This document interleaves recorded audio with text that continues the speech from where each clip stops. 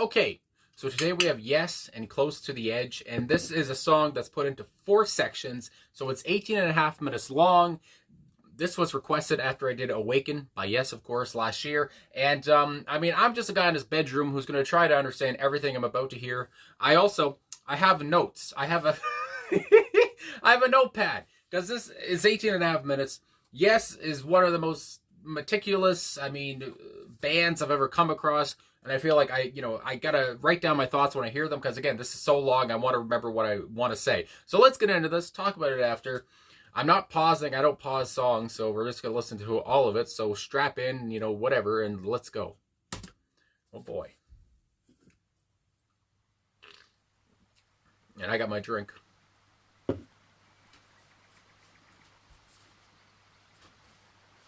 Oh, very nice.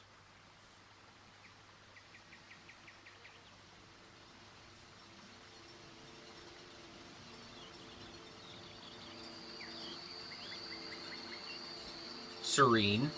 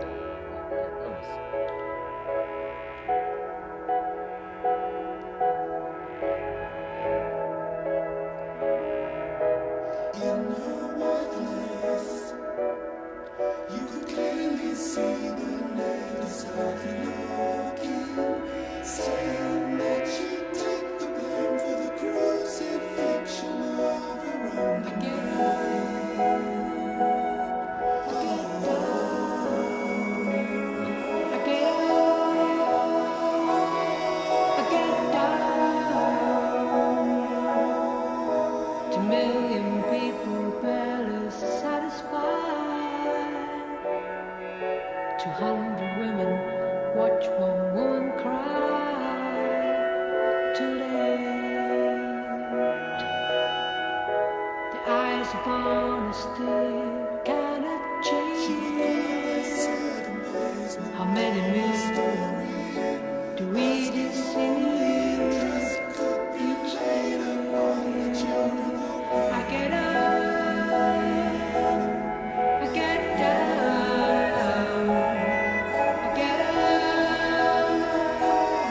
I get down. In charge of who is there in charge of me? Do I look on blinded and say I see the way? The truth is written all along that page. How old will I be before I come of age for you? I get up, I get down, I get up, I get down, I get up, I get down.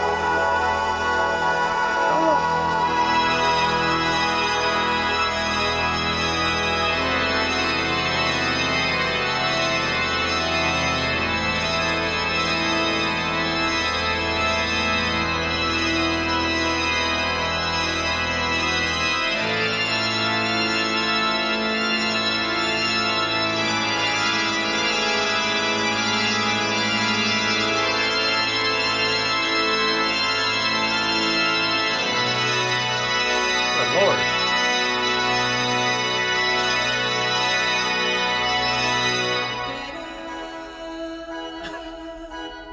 Calms back down.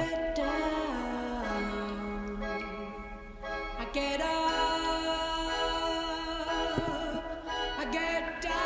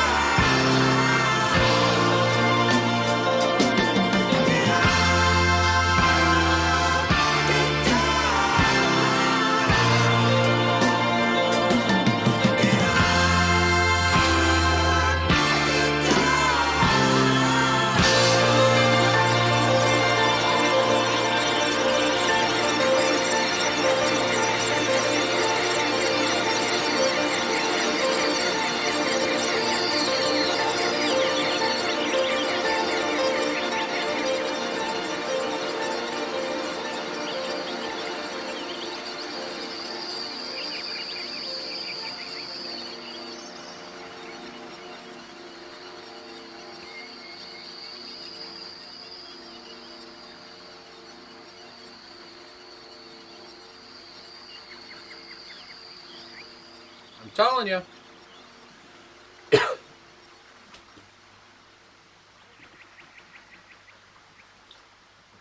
Ugh.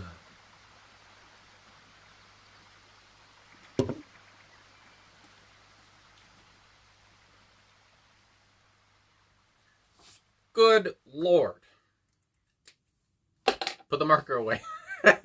I've never done this for a song, but anyway, Close to the Edge by Yes. And like I said off the top, I had to put some notes down because when I saw this was going to be put into 4 sections, and I do want to say, I did see, I was looking on Wikipedia, and then I was looking on Genius.com, and the way they have their sections put differently of how the song, when one section ends and one begins, whatever, it's different, I believe, from what I'm looking at here. So anyway, I was getting confused by that, but I just wrote down, the shifts, and I wrote down what I heard and all that crap.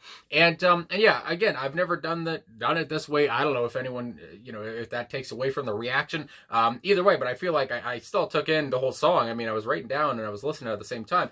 And it was just a serene, beautiful, and how do you, the word masterpiece gets thrown around, but I feel like I listened to Awake, I've listened to Roundabout, and I've listened to another song by them that I can't remember now. Good Lord.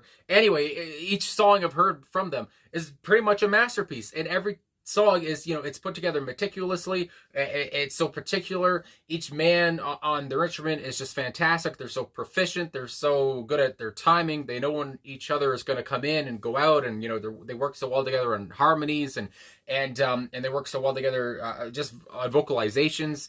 I mean, from the get-go of this, at the start of the song, when they weren't saying words yet, but they were just doing vocal harmonies, I guess you would say, that was beautiful. And I did see a comment even before or after, actually, it came to my head, and I might have mentioned it before because I don't know, I don't remember stuff I say before, but it reminded me of the Beach Boys at points, some of these harmonies. And then as I was thinking that, I was looking at Wikipedia and just scrolling through some of the freaking information, my God. And then I saw that, I guess, one of the members, now I can't even remember now, but I'm not going to go scroll through again, but they talked about how it might have been Jon Anderson, but how he talked about how it, this kind of the harmonies here did remind him of stuff from the Beach Boys. And the Beach Boys also, I know that the band were a fan of the Beach Boys, and I mean, yeah, you could just tell that again. And I mean, you got the poster right here, and the Beach Boys are one of my favorite bands, one of my top 3 anyway. And every time I hear good harmonies or just shining, soaring harmonies, I think of the Beach Boys. I think of Brian Wilson and how much of a genius he was. And here I can say, Jon Anderson and the rest of the boys here are just as much of geniuses here. And I mean, my God, I say the rest of the boys, I got to give them their due once again. Jon Anderson, of course, in lead vocals here. Steve Howe on electric guitars, electric sitar, and backing vocals. There's so many different instruments just on this one track. Chris Squire on bass guitar and on backing vocals. And Chris Squire, good Lord, I want to say guttural. I mean, can you describe a bass as guttural? But just the gritty bass that he has throughout the track, especially when you go into I believe the second section of the song, of the whole Close to the Edge thing. He just became so much more prominent. He just I mean, his bass again, it sounded so, like I said, gritty and almost out of tune in a way, but it sounded gorgeous, and I just loved that so much. And I just loved how prominent he became at one point there. Rick Wakeman. I talked about Chris Squire, one of the greatest bassists you'll ever hear, and then you got Rick Wakeman, one of the greatest pianists, keyboardists, I mean, anything you want to say, you'll ever hear too. And Rick Wakeman was on Hammond organ here, Minimoog, Mellotron, grand piano, electrica piano, and harpsichord, and a pipe organ. I mean, you name it, he was on it, if it had keys. I mean, my God. And then Bill Bruford is on drums and percussion. And Bill Bruford, good Lord, crazy as hell at points. I mean, fast, again, proficient, pounding at points too, but then you get light. And I mean, again, there were so many different shifts here, and I might as well just look at my notes. I didn't really talk about my notes here, but I'll just write down what the hell I had going through my big fat head when it was going on. So we start off, I mean, you get the water sounds. I don't know, this video is going to be a long video, so I apologize, but anyway, you get the water sounds that fade in. I do believe I saw that Jon Anderson recorded these water sounds, and I just love that. He's recording these sounds, and he's like, I'll use this on a song. It just seems so kind of I don't know, so serene in a way to just sit down and record sounds and then want to use them for a huge song. It just, I don't know, I love the way that it seems so cool to do that. Anyway, yeah, starts off so serene. Nature is beautiful. You get the chimes, you get the birds chirping. Again, I love nature. I mean, it's like, if you go camping, whatever, you wake up in the morning, you hear birds chirping, you hear all this beautiful sound. I mean, my God, it's just so cool. It's just so, such a beautiful sight to behold. And then we have the gritty guitar work, as I put here, the beautiful harmonized vocals, the urgency of the music overall comes in, the speedy drumming. Again, everything just intensifies, and you're just like, Jesus, where did this come from? And you got to, hang on to your butt. And then we're, because it started off so slow, and then here we go, it just gets more intensifying, and it's just like, Jesus Christ. And it's a shift, and then we go in. The bass becomes so much bigger soon after, I guess, the first part ends, and once the vocals do come in, so much more significant. Like you're talking about gritty Chris Squire again. His work can't go unnoticed here, although all four of them shine, or all five of them shine. I apologize. And then, as I said, vocals come in. Jon Anderson has such a light, soaring voice, and the way he can hit those high notes. And I did read too that he couldn't, I guess, near the end of the track, when they would do the song live, he was never able to hit the notes that he could in studio. And I mean, so many bands, of course, I know that's a case for so many different singers. I mean, especially if you get older, you're not going to be able to hit those notes. I mean, I think about bands I love. I mean, their voices, some of them just go to shit. And even today, I don't think Jon is still with the band. I can't remember. I don't think he is. Hold the phone. I guess I can just look right here. But even their new singer, I do believe, former lead singer of Yes, but even their new lead singer, I was reading, can't even hit those notes either. But it's like, how can you? Again, it's just, you had to be there in the studio, and that's where they got it perfectly done. Anyway, I'm going off on a tangent. And then, his light voice is just beautiful. And then I said, it gets serene again. Water comes back in. I love how they had the water, I guess you would say, effect, coming and going, especially with how they ended with the water one more time. You got the dripping going on. The vocals are just, to die for. Hammond organ is just, I mean, how do I even... It's so complex, and Rick Wakeman is just one of the best at that. I mean, one of my favorite organists, I guess I would say, from the Doors is Ray Manzarek, and Rick Wakeman, is up there for, me. And again, people would say Rick is better than Ray, and yeah, I mean, I can't really argue with you there. Anyway, and then it reminds me of the Beach Boys, like I said, with those harmonies, the constant little piano, as I said, that little light thing that Rick was doing, light thing, I don't know, that's how I'm describing it right now. But again, so many different, there's the pipe organ, the piano on this, he was on everything. It becomes so relaxing at that point, and then you have the whole I get up, I get down part, and again, soaring as hell. His voice is just going nuts. They're playing back and forth with each other on vocals, and then almost that organ, when at this, I believe we're in like part 3 now, I want to say, but with that organ, it becomes, again, it's intensifying, and it's almost spooky. I almost feel like I'm in a fucking what's the name of the play I'm thinking of? Hold the phone. Like I'm in Phantom of the Opera or something like that. And I mean, I don't even remember how that thing goes, but that's just what came to my head. Anyway, spooky organ, and everything's just intensifying. Then we go into, like I said, almost like, what the hell did I write here? I can't even read my own writing. But anyway, almost like techno. That's what I put here. Futuristic. Again, I talked about the piano, the organ, whatever. I can't remember now. My God. But anyway, just futuristic sounding. Almost space agey. Bruford is crazy again. And I put, again, everyone is so proficient at their craft. The guitar is just going nuts here, playing with the chords, as I put. Just showing off almost there at that point too. My goodness, yes, organ is complex.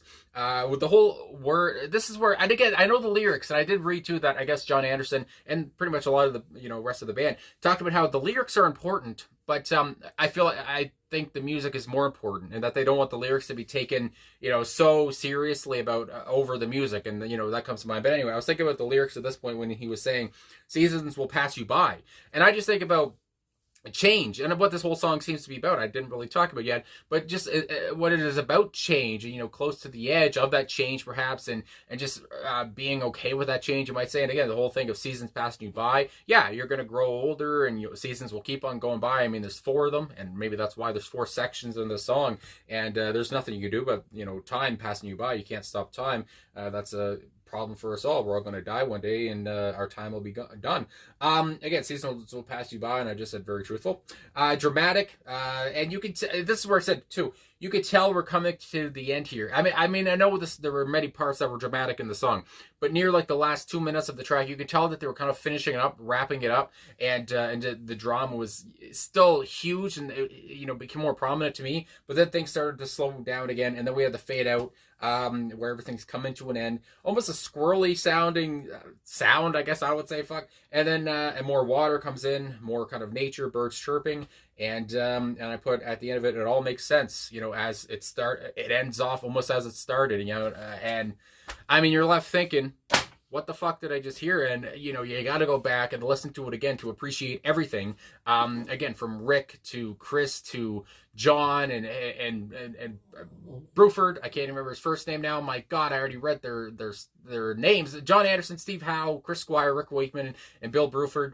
And I mean, just go back to listen to each, and focus in on each member, to get everything out of what they're doing. And it's just so, once you hear this, I would imagine some bands just said, all right, we got to pack it in.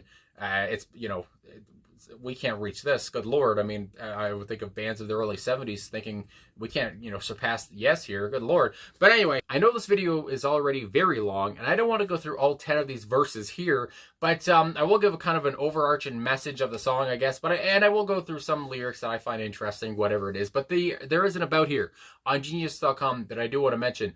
And I don't always go through these kind of things, but for this song, I feel like it's necessary. And there are a couple of facts that I find interesting. And so one thing is, this is one of Jon Anderson's favorite pieces to perform. And I'd imagine it's one of his proudest moments with Yes. Maybe it is his proudest moment with Yes anyway. And it has been called one of the greatest prog rock songs ever. And it's from one of the greatest prog rock albums ever. Again, the song and the studio album have been highly praised. And I mean, you can kind of see why after that listen. Holy moly. Anderson has also said the entire album was inspired by a novel he was reading at the time, which was rooted in Hindu and Buddhist mysticism, written by Hermann Hesse. I want to say there, I apologize. And the novel, I believe, is called Siddhartha, and I apologize again with my pronunciation.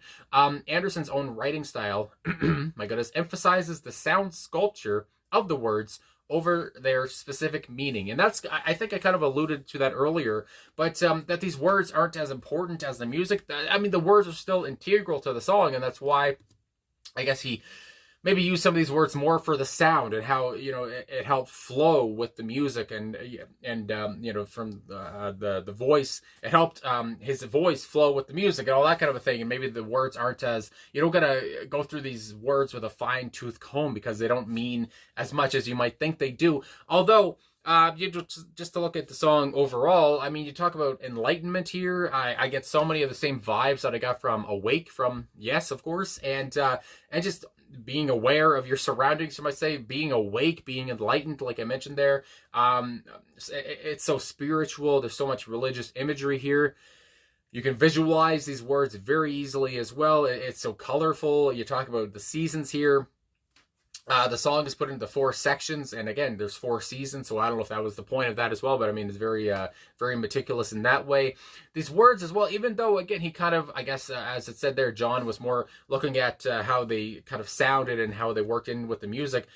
It's still very detailed. It's still very poetic. It's still full of metaphors here. It's still, talking about being on the precipice, I guess, in a way of attaining excellence, almost, maybe you want to say, in life, or talking about change. I mean, that's a big point here, a big theme, change. Another big theme is love. Another big theme of being, I guess, life. I mean, my God, and just, being ready for life and being ready for anything that comes at you. Take life one step at a time, in a way, too.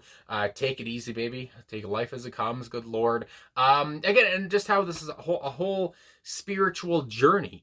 And I mean, I'm not even spiritual. I mean, my God, but every time I listen to Yes, I feel like I have no choice but to be spiritual. And I do believe too, I did see that Jon talked about how all these lyrics in a way kind of came to him in a dream, or they're like a dream-like a thing, I guess you would say. And a lot of these lines are like that. And yeah, anyway, just so much talk about being spiritual, so much talk about an awakening. I mean, you want to talk about awake and being awake. I mean, yeah, there's lots of talk about a spiritual awakening perhaps as well. And just to look at some of these lyrics anyway, because what the hell, I got to scroll up here. And again, there's 10 verses. I don't want to go through all of them, so I apologize. But anyway, you start off, a seasoned witch could call you from the depths of your disgrace. Again, it's just, I don't know, it's so detailed from the get-go. And a seasoned witch, I mean, it's a grabbing beginning, you know, the first 3 words there, my God.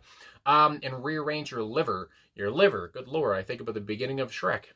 Eat your liver. Anyway, nothing to do with this. To the solid mental grace. You talk about disgrace, and we have the solid mental grace. I mean, my goodness. And that happens a few times where he talks about the same side of a coin. You know, he talks about, it's not really happening here, but you talk about disgrace, and then you use grace, and then later on he talks about things that aren't understood and things that are understood in life. I mean, and I say in life, but that's just, you know, comes to my head anyway. And then we move on anyway, after all that stuff. And achieve it all with music that came quickly from afar. Then taste the fruit of man, recorded, losing all against the hour. Again, there's so much talk about, I don't know if you'd say God or multiple gods or whatever it is. Obviously, again, this is rooted in Hindu and Buddhism and mysticism and all that stuff.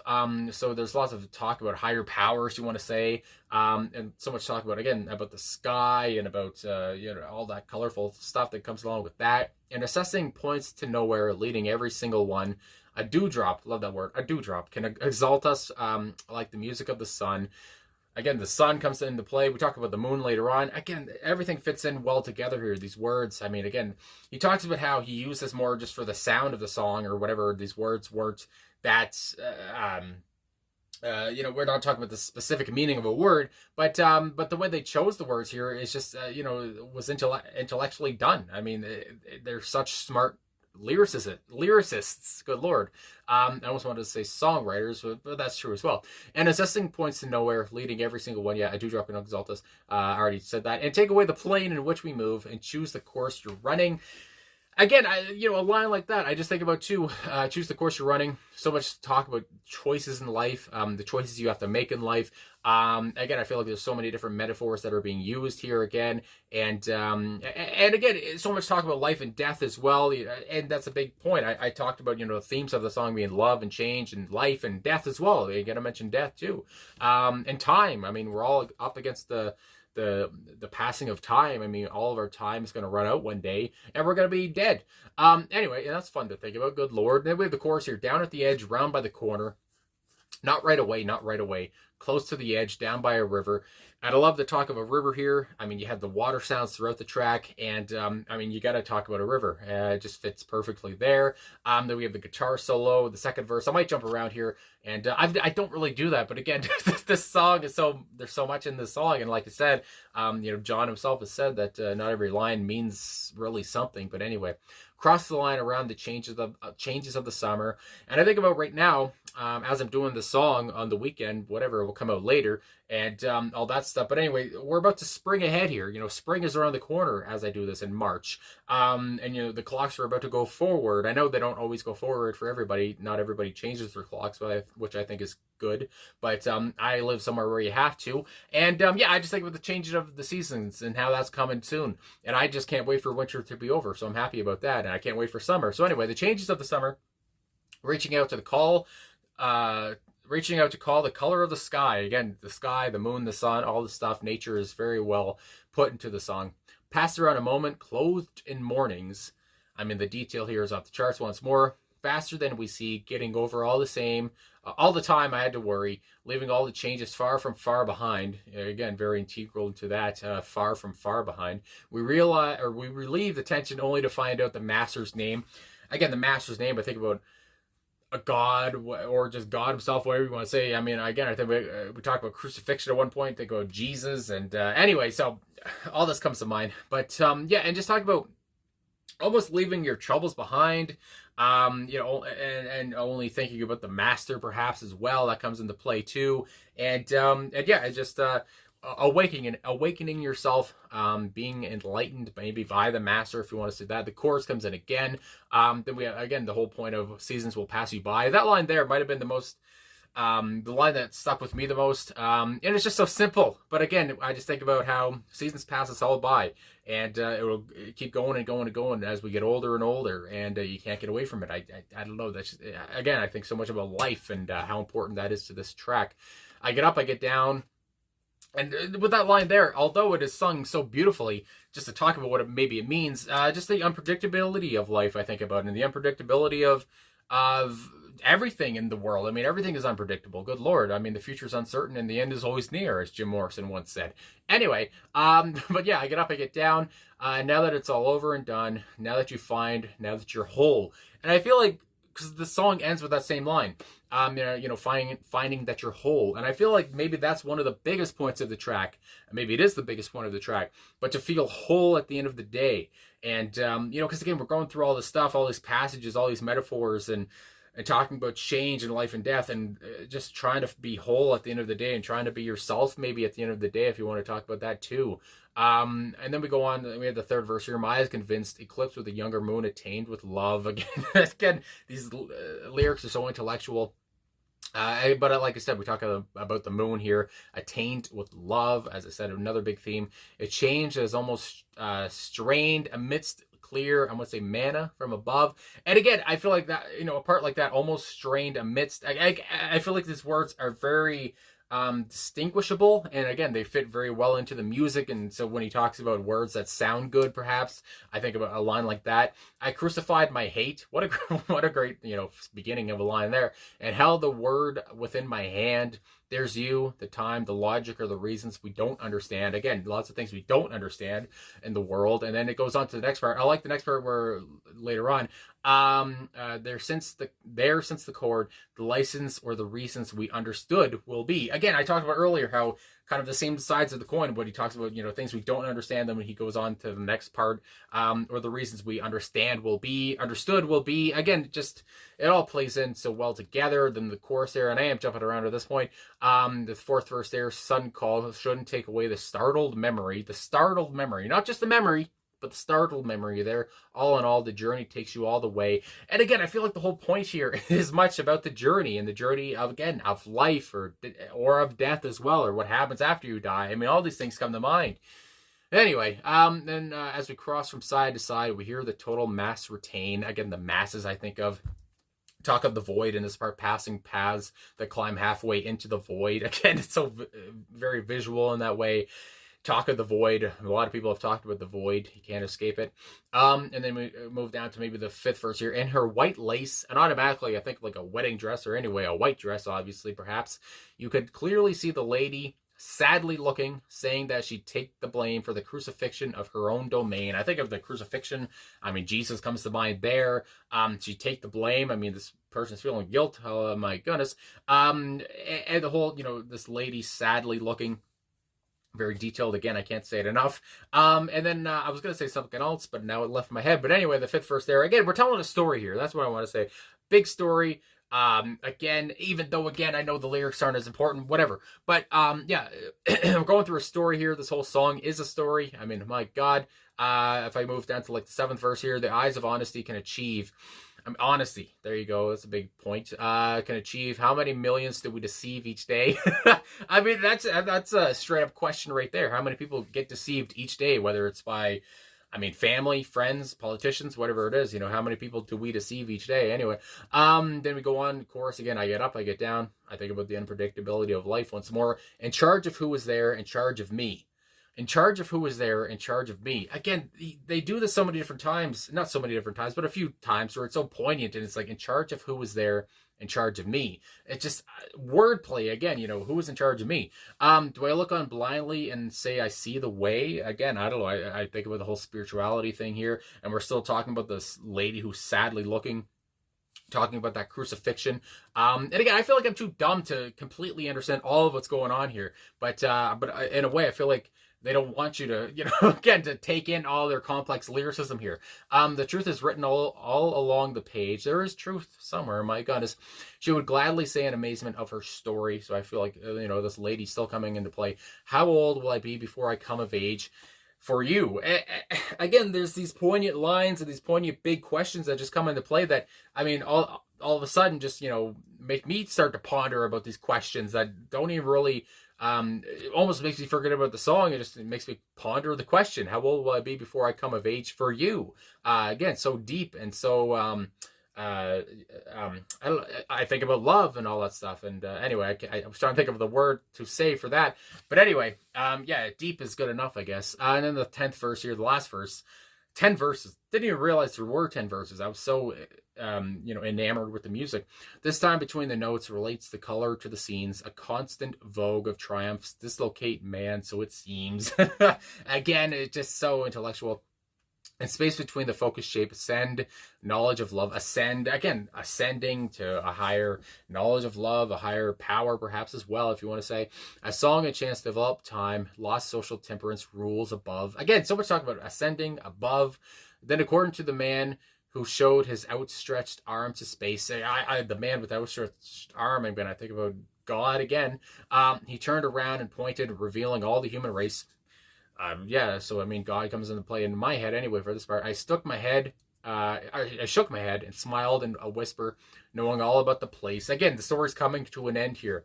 You can just feel it. We're coming to a conclusion. And then the bridge, on the hill we viewed, the silence of the valley, called to witness cycles only of the past, and we reach all this with movements in between, the said remark. Again, this sounds like scripture itself. My God.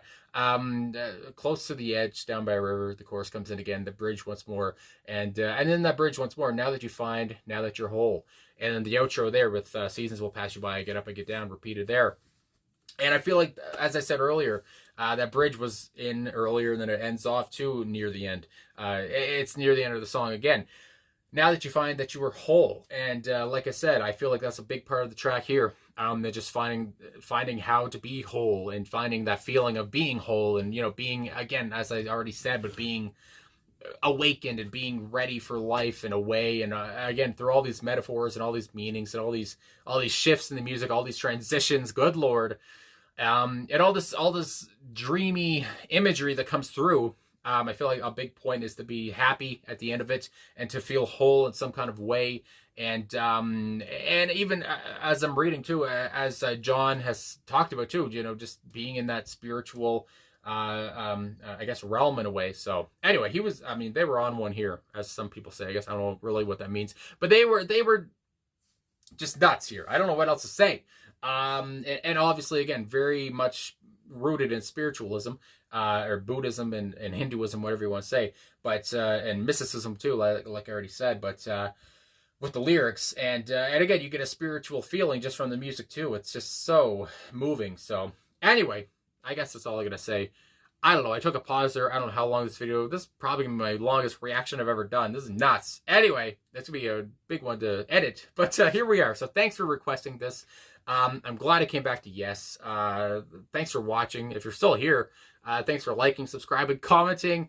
I don't like, after all that, it's like, how do I finish this off? But I guess just as I normally do. So anyway, one of the greatest songs I've listened to so far this year, and it was such a ride. With, again, so many ups and downs, and intensity was nuts all over the place, and then it would calm down again. But yeah, you got to listen to it, a few more times to understand everything that was heard. So anyway, thanks for everything. Thanks for watching, and I'll talk to you guys again soon.